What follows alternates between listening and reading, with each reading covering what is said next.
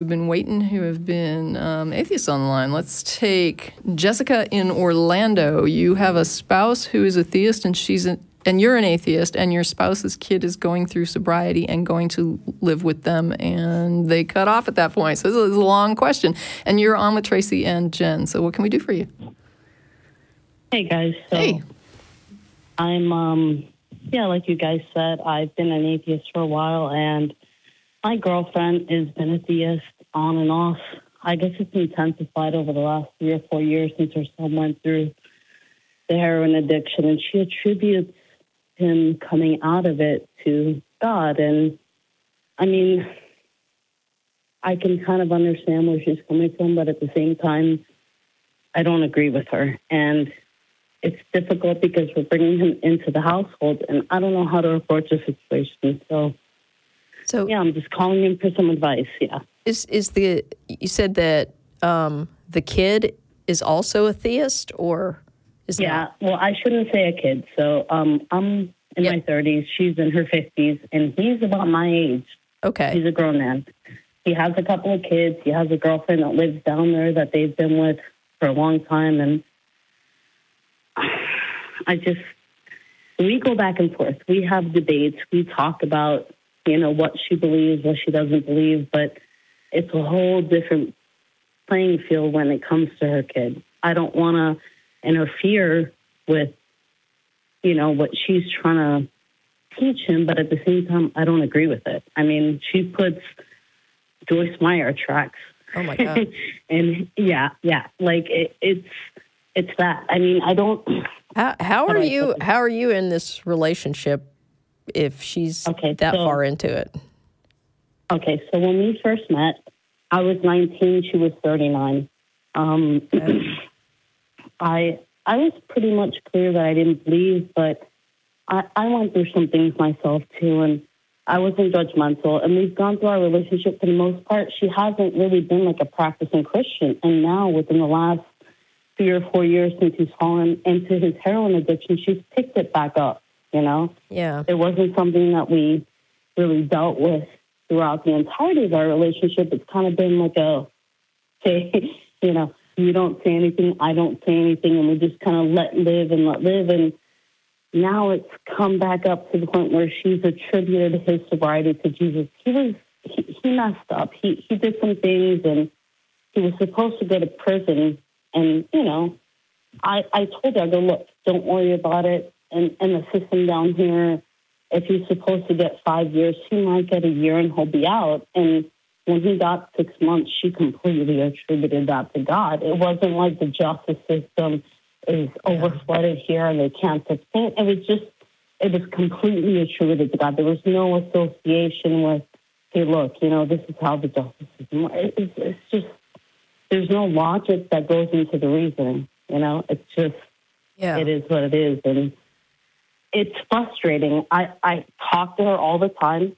She had this experience about 10 years ago with shadows and figures. And I'm like, honey, look, there's sleep paralysis. You have hallucinations. Things happen. And it's not like she has a biblical understanding of God. It's not like she has this logical understanding of God. It's just like this, I feel it. And, my indoctrination tells me it's true, and it's frustrating. Right. I don't know how to approach it. And that emotional connection's hard to break, especially when you're dealing with something like addiction, which is scary.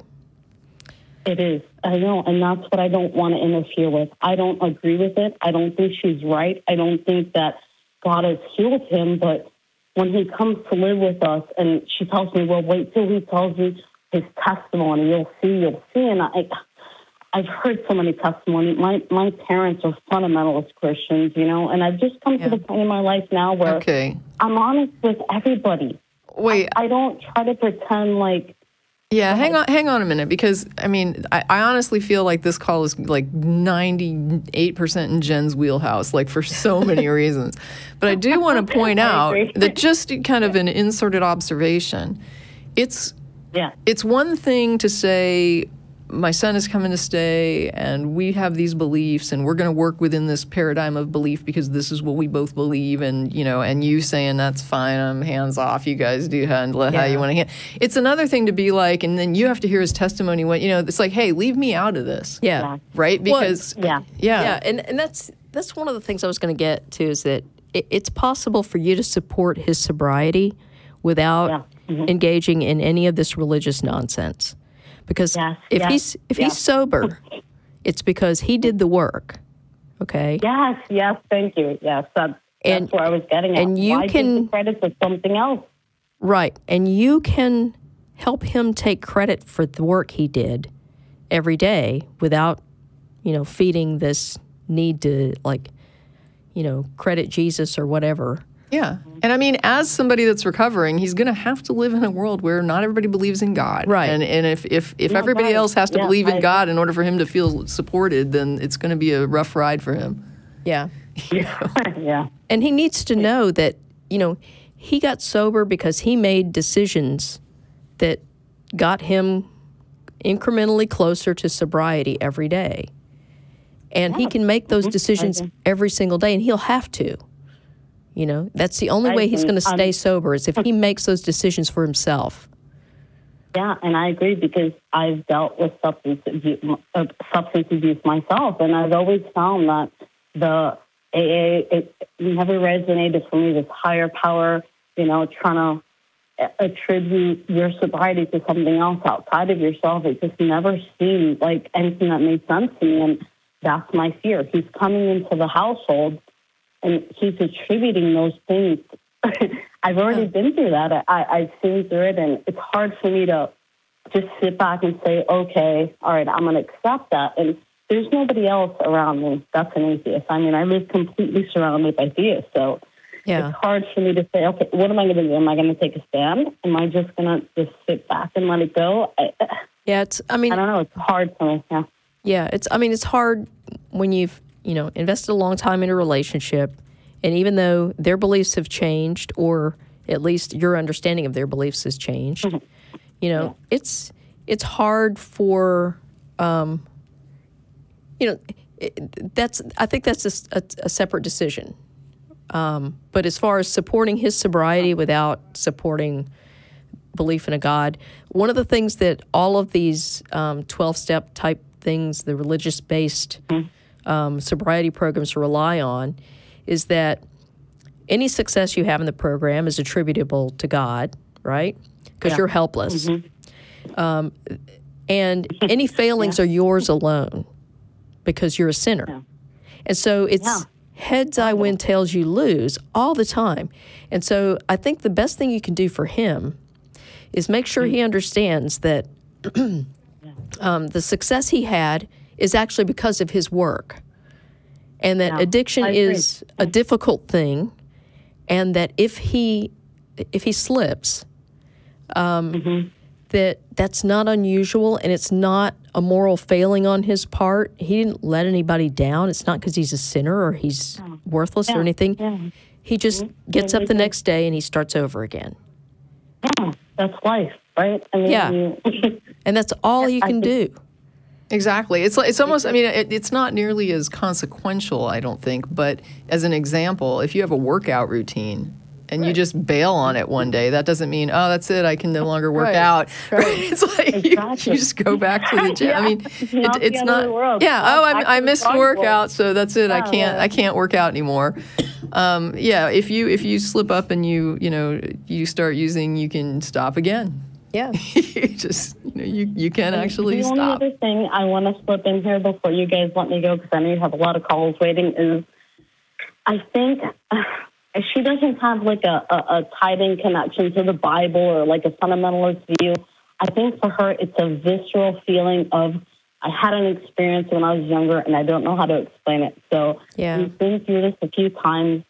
She had, I guess when she was younger, her mom and her had some mist come up from the floor and they didn't know how to explain it.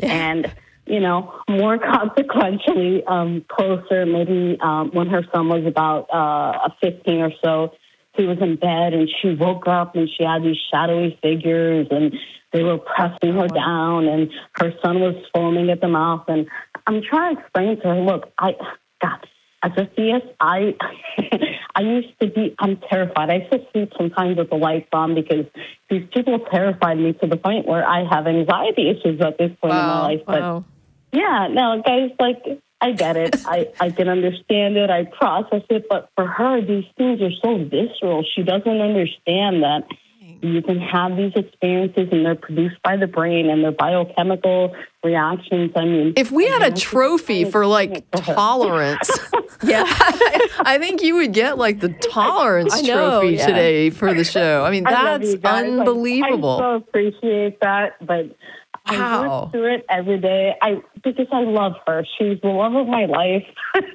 and you must. And I just want to that has got to be love, because I do. There's no other explanation. That's wow. No, I'm you know, want to make her understand that there's things outside of what she understands. There's like, I like to take different, what I call them, lenses to view life, right? So I view my life through the lens of psychology. It's one of my favorite lenses. I view life through biology lenses and different things. And I just want to pull her out of this theistic view of viewing the world and say, hey, honey, there's other ways to see the world. And I think we're starting to work with it, but now that the kid is coming in, I just feel her putting up the walls. And I don't want her to put up the walls to the point where she won't see the world for what it is. And I don't know. Guys, I'm having a hard time. Yeah, I just think it's about taking a step back on this one. I mean, it's going to be one of those things where it's like best to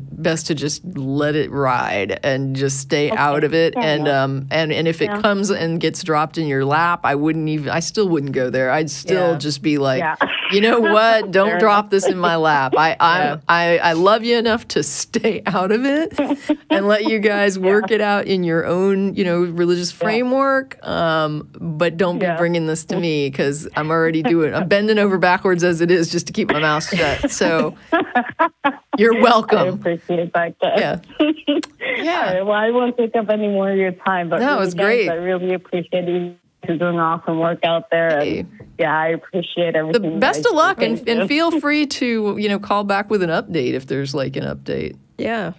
Oh, definitely. If we end up breaking up and Laura falls apart, you guys are going to be my go-to. We'll have to start a pool. What will the next call be?